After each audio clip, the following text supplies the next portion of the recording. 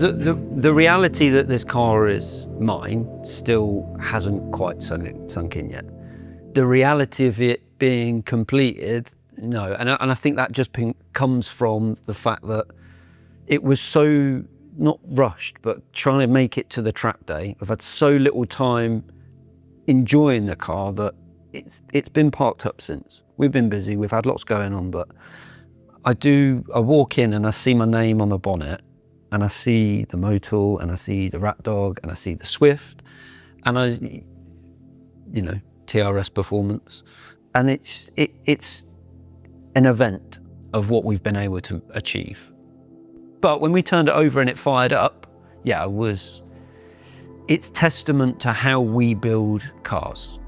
It's, okay, the 46 has been slightly different because it's a bit of a Frankenstein, but to put this all together again with a custom loom, some of the engine's been apart, rewiring it, all new parts going into it, to turn the key in it, turn over and fire, it's a huge leap forward. It gives you this surge of, like a burst of energy. The engine turning over and it's, at least running, you're kind of half the way there. It's no good having a car that doesn't run. No good having a paperweight. The fact that it runs, and then we managed to shift through some gears, yeah, you know it's almost then going to move under its own power. It's then getting all the other little bits finished. There were challenges that we were up against. The wheels were the most frustrating thing for me.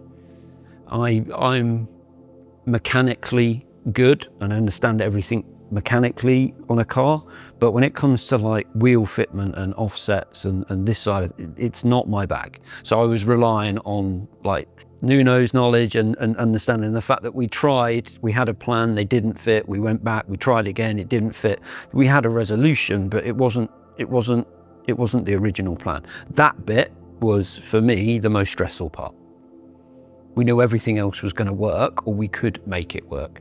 The rear shocks was close to not working, but yeah, there's still some refinements to be made, which I'm sure we'll cover, but there wasn't a point that I thought that this was impossible. Definitely not.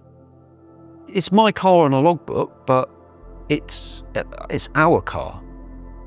I know that sounds really stupid, but everybody's put the time and the effort into this, and I want other people to enjoy this. Like when you drove it and you took Jack out and I've took like Peter out and I took other people out in the car, that level of enjoyment is hopefully them taking back the time and the effort and the persistence that they put in, committing their time to what is essentially mine, but I see it as our car. It's a representation of what we do as a group of people and group of individuals. When I'm building cars and you lot go out in cars, whether it's your car or my car, and you get out and you're buzzing and you're blown away by it, that is the moment for me. Building the car is one part of it. Enjoying it and being out on the track, I get more out of putting something like this together and then people enjoying it than I do probably driving it, which sounds mad. I get the enjoyment out of driving it, but putting it together and the final piece and it all working is more rewarding for me.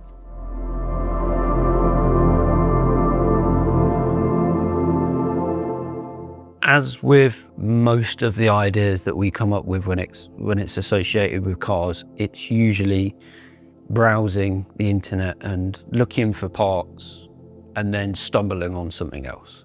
So I wanted some carbon fiber parts. I was going to go down like the GTR-ish type style with this, and it was Flosman that I was going to get the parts from, and came across their ALMS kit, which is styled around the GT2. Now, the imagery on their website really doesn't do justice to how the car looks now. Being able to see a vision and look at something and go, that's like incredibly difficult. Not seeing that anybody's done it before, but then going away and looking at the performance of the GT2 car and getting a sense of feeling what that car might be if we commit to it. And it was a silly idea. We were sat there, I still remember we were yamming some food in my workshop, watching a rat dog film, and I showed you the phone and go, I think this is what I want to build. And straight away, one person was gassed. The typical Nuno was like, yeah, let's do it. Everyone else was like, no, why? Why? No, just keep it simple. But at the point that I was going for a full cage, it was committing to an idea. If I was going to go for it, I wanted to go out. It's not that I didn't want to be like everybody else, and it's not that I wanted to be different. I wanted to build something that felt different, and the experience of being in the car feels different. As you all well know, and I've mentioned it numerous times in previous videos, I struggle with the form part of it. The functionality of the car I didn't have an issue with. Getting it to look the way that it did is really, we had an idea on the colour, like we knew it was going to be an orange of some sort.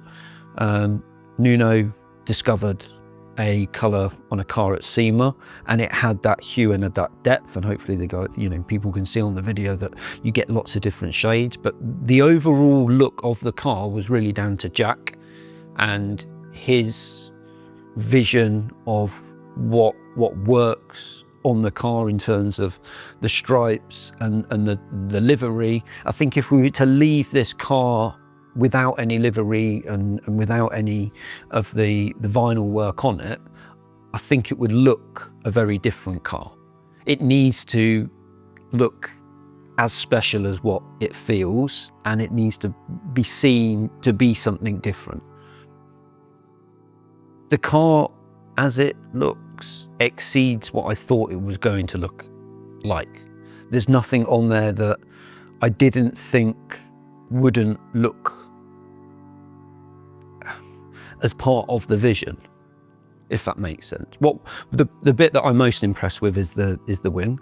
I think that we absolutely nailed the wing, and the custom uprights and the blade. That took a fair bit of work, and getting the exhaust to work as well. Obviously the ALMS car and the GT2 car run side exits.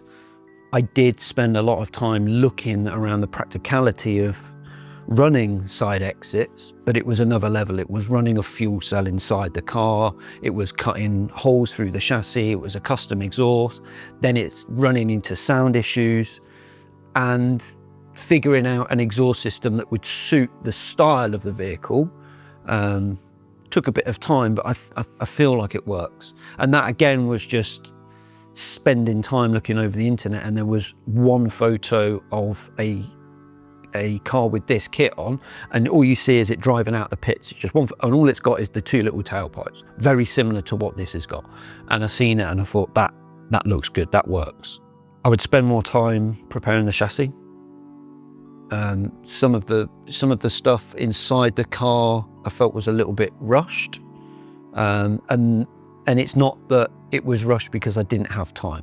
It was rushed because I didn't understand what it needed to be before it went in for things like paint.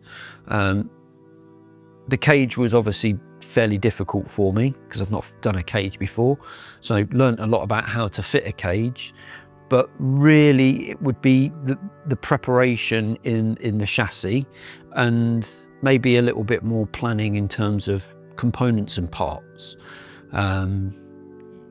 You run into a lot of unforeseen issues in terms of like maybe fitment and things like the wheels, and you're constantly purchasing bits, like 2-3 times a week we're getting deliveries, just bits that we never knew we needed.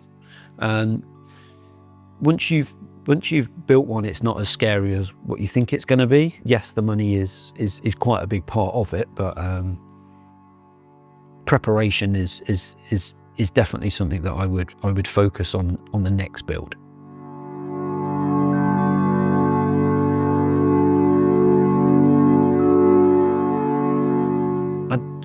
I don't feel there was necessarily a low point to the build. There was, again, for me, the most frustrating thing was the wheels. Having an idea that we were fairly sure was going to work and turning up with a wheel and going, nope.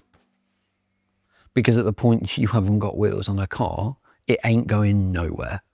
That for me was a struggle, because it's not like the wheels that we need for this car you can just go and grab off a shelf. Luckily, there was a shelf with some wheels on that we could use, thanks to my good friend Nuno, but without that, I don't think it would have made the track day at all. The bit that, yeah, the very last 6-8 hours was just a huge push, all just merged into one whole hour for me. Trying to get the windows onto the doors and trying to get the doors on and the doors opening and closing and functioning, that was pretty stressful, because there was jobs that I needed to do and then I was relying on other people, and it's not that I don't think these people were capable, I've not worked with them before. So the last thing I wanted to happen was them to do something and go, I fucked up and I don't know how we're going to rectify it. But yeah, ensuring that the doors opened and closed and we had plastic in the door was a stressful time. But then again, we were up against a time. We were committed to the track day. We'd put all the preparations in place.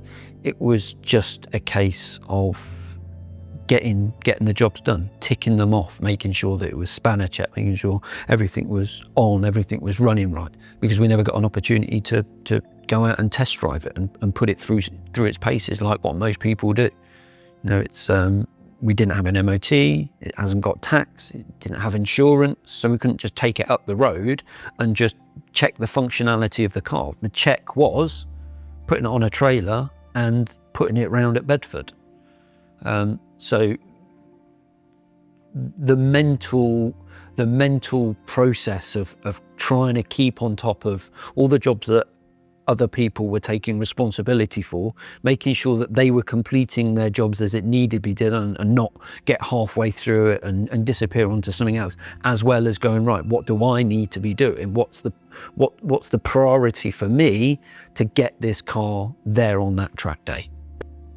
I can't think of a mistake that was made through not doing a job properly. The mistakes that were made is because we were doing stuff that we'd never done before, and there's no textbook to this. There's no instructions. We came up with ideas. We agreed on. We think that's the best way to do it. Most of the time it worked, but there were occasions where it maybe 50% worked, 60% worked, and we had to adjust it to suit. Little things like the way that I fitted the front bumper and the splitter together. The idea worked, but the practicality of taking it on and off didn't. So I had to elongate the holes. Well, if I'd thought about it, I would have put the bolts at a different angle, and so it slid on and off. It's fairly simple to look at it now, but in the time and the moment that you're doing this, and it's a job that needs to get done, you can't take a step back and sometimes think more clearly, especially when the idea is in your head, and trying to share that idea with other people that don't quite understand it, it doesn't work. So you kind of have to rectify these mistakes and issues. I would just call them hiccups. I wouldn't call them mistakes. I don't think we've done anything wrong on the car. Everything is done right. There's no shortcuts that we've made or bodged something because we fucked up. In terms of putting the friendship at a higher tension, yes. There were arguments that I had with people that I didn't want to have arguments with. But given the time and the moment and the stresses and the pressures put on each one of us to do our job and to get it done, arguments were going to happen. That's the only, and it took a little bit of enjoyment out of putting the car together. So there were actively times that Nuno and me were avoiding each other. I'm not coming to the workshop if Jake's there. I wasn't going to the workshop if Nuno was there, because it would be unproductive. We just needed to stay in our own lane for a little bit. He do what he's got to do to get this job done. I had my shit to get done to make sure this And that was it really. But once it's done, the race is finished, that's it, you just crack on. There's no hard feelings, we move on.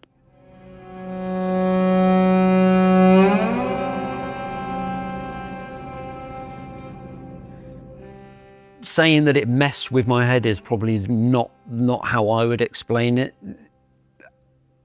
I had to structure my life outside of building this car. So obviously, I've got my own business and I have a business and people to maintain and employees. The amount of mental capacity that this car was taking up was taking up time that I needed to put into my business. So I had to make some decisions in sort of late December and throughout January in terms of like work that I was booking in to ensure it wasn't work that wasn't easily done, was still profitable, kept other people busy, but allowed me the most amount of time to spend doing this car. So it wasn't like a mind fuck for me. It was, I've just had to structure my life very differently, even with my family. I sat down with my wife and explained to her, for the next 2-3 months, a lot of my time is going to be committed to this. It's not because I don't want to spend time with you. We've set this deadline. We've all committed to it. I need to do my part. I've got to get this car done. And once we set a target and we set a goal, we really struggled not to adhere to that. And rightly so, we hold each other accountable. So changing my life structure for essentially what was 3 to 4 months, being here on Christmas Eve and into Christmas morning so that Nuno could come in and paint. It's just stuff that you've got to do. My wife understood that. I'd mentally prepared myself for what was needed from me to do the build. And I think some people would probably struggle with that, especially if they haven't got the right level of support behind them. The people at work knew what the crack was, and I said to them, there's stuff that I'm not going to be able to help you with. I'm not going to be here. My time at the minute needs to be spent doing this. And I guess that's an added luxury of having some flexibility with running your own business. It would have been nice not to be full-time in the business, but we are growing and my business needed me as well as the project. And just being able to compartmentalize mentally family, car, business, and keep those very clear defined lines is something that took a little bit of time to get used to. And that's what I struggled with once the build was done, is those walls separating the build and the build that I was doing with friends, being able to sort of rebuild that friendship again, get back to where we were before we started the build. And the same with with my family life and with my work life. But that's why we've all sort of taken a bit of a break. It's not that I've not wanted to drive the car. I'd needed a bit of time away from this and away from the group, as we all have. But we're back to it, and we're back building projects together, and we're back where we were November, December last year. I'd do it all again, 100%. As horrible as it was, like we've said to people like 2-3 o'clock finishes, and then I'm up at like 6-7 o'clock spending time with my son, then going to work. That was most evenings. There was a lot of times where you guys had done what you need to do, you had other shit you need to go off and do, and I'm here on my own. And that's nothing against anybody. That was my choice. I knew I needed to commit that time working on the car, but that's when I enjoyed doing the car the most.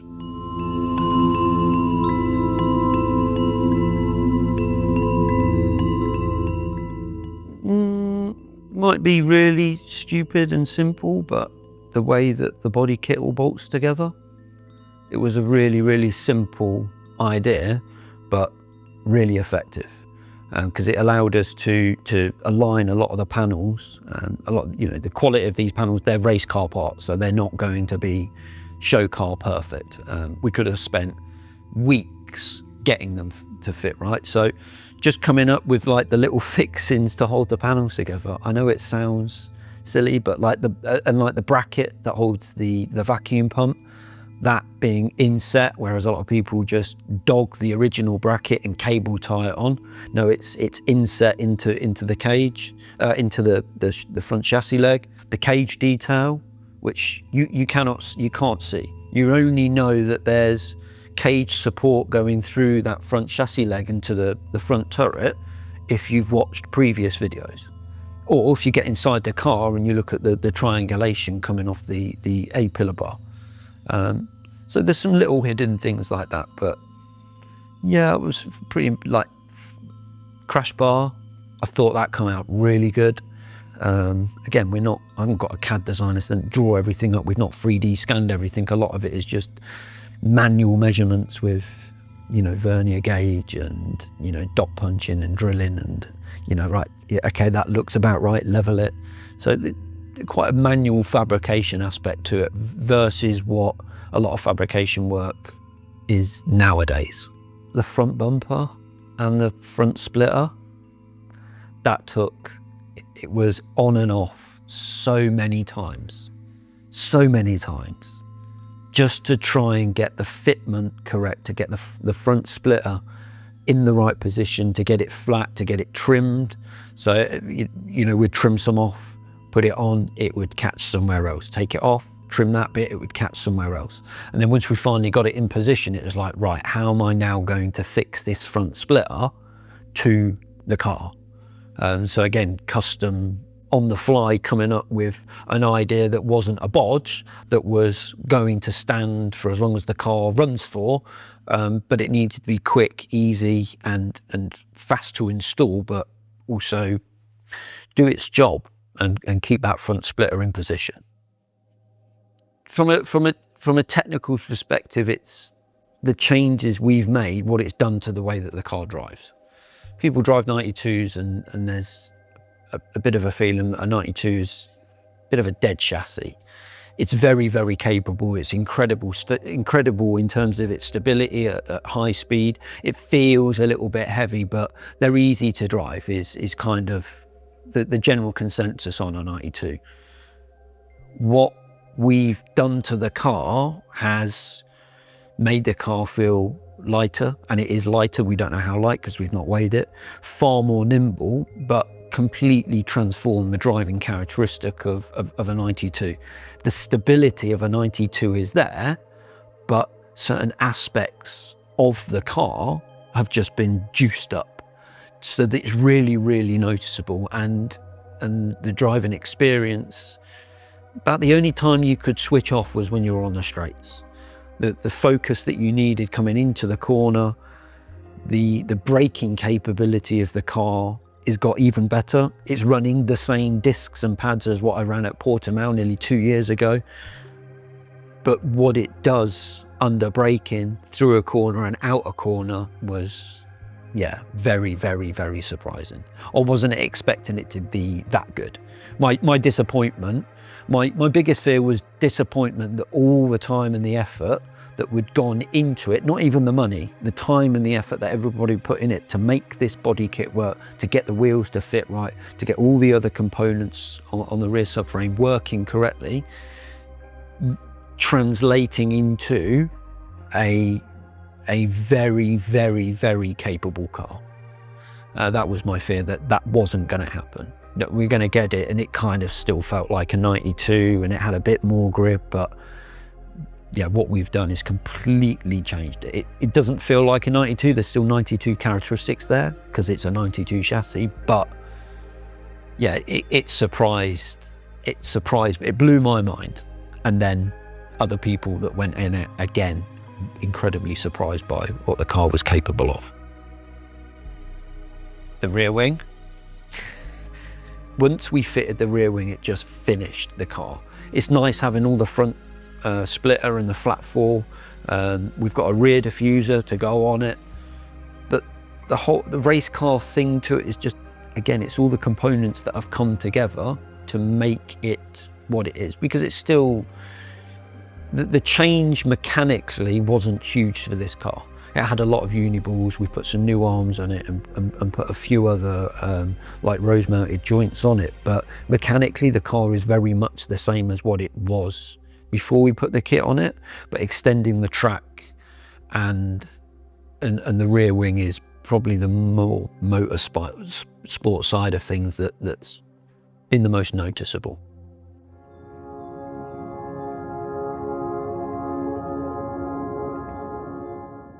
The body kit was a large commitment. Making the body kit work, and then all the extra little bits that really we needed to do to make this car what it is with the trim dash. Yeah, budget kind of went out the window. It just got to a point where it's like, I need it, buy it. I need it, buy it. I wish I'd bought wheels earlier on. But yeah, the whole money thing, it reached a point where it was just irrelevant. If I needed it, I was buying it. Simple as that. Is it practical? No. Is the car sensible? No. Is it worth doing? Yes. But I don't think there's many people out there that will persevere with what you've got to do to this car to get it to where it is now.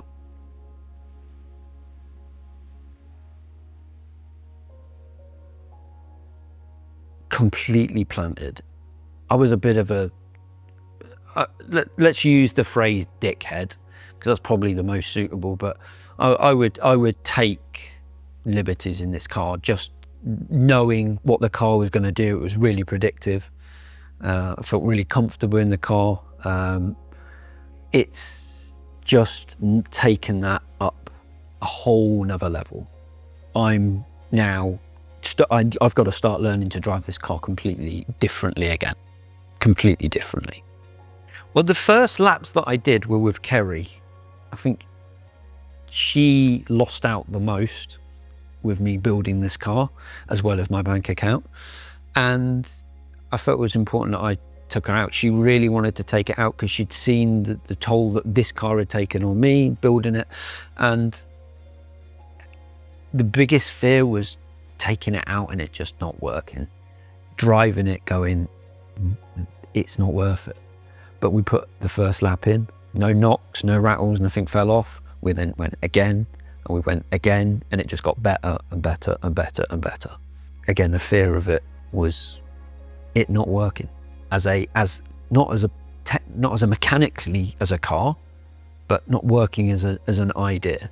Because I was going to bed dreaming about, what's it going to feel like? Is it going to feel like a race car?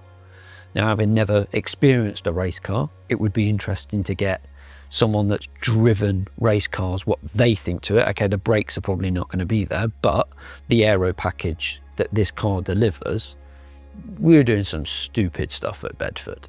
That chicane on the back straight, we were braking 100 yards, 150 yards later, and you could just in and out, and it didn't matter. How much faster you could come in a corner, through a corner, and hold that speed and it not feel unsettled at all, that took some getting used to. The most scary thing was me crashing it. Me putting it across the grass, taking the front splitter off. I haven't had a lot of seat time driving at all. None of us have. We've sort of had 12, 16 months out of driving track orientated cars. We've been driving some fast cars, but driving fast cars and driving on track with something like this are very, very different things. My biggest fear was making a tit of myself, sliding it, coming off the track, just making a mistake which that would damage it.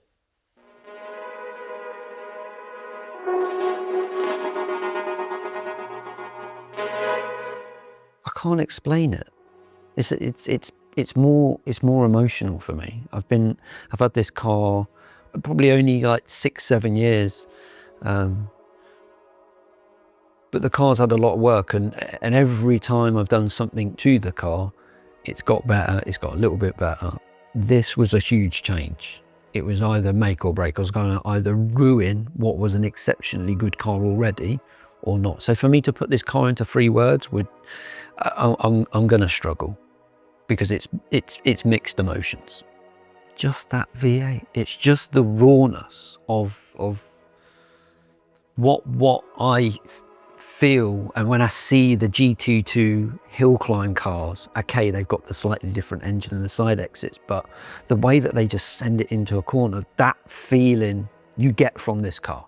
Although it was only Bedford, this is going around the ring, and when it does go around the ring, it's going to scare me, and I'm going to get that fear back, which is exciting. I want to drive something that scares me, but I want to drive something that scares me that I know it's not going to all of a sudden do something that's going to kill me. It's still predictable, it's still very, very drivable, and it's quite, I would say, easy to drive if you've pedalled cars before. But there is another sense of fear with braking and trusting the aero and just putting faith in a car that we've put together. The speed is one thing. We drive fast cars, we have fast cars, we've got faster cars than what this is, but none of the cars that we've got go round a corner or come into a corner like this. It's still, like you say, like I've said before, it's still got that 92 essence. It still feels like my car. You've still got the V8, you've still got the chassis feel.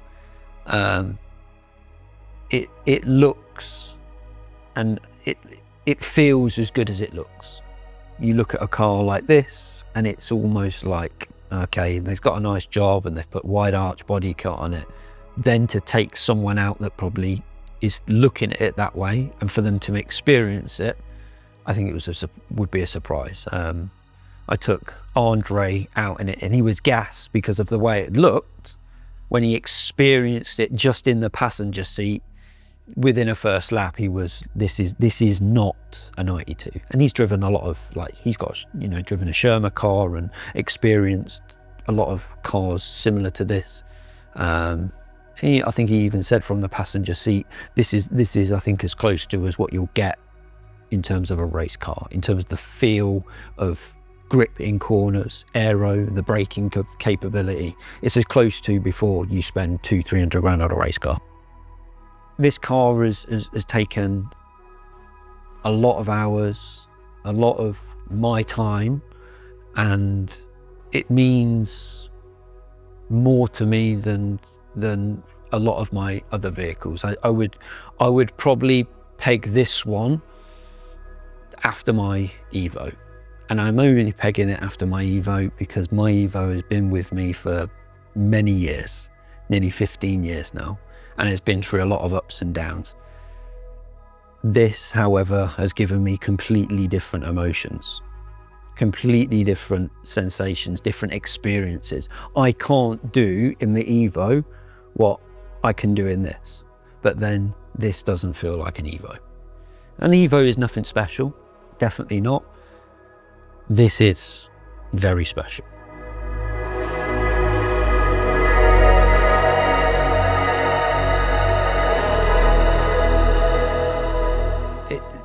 The bits that didn't get finished can be finished without reconfiguring the whole car.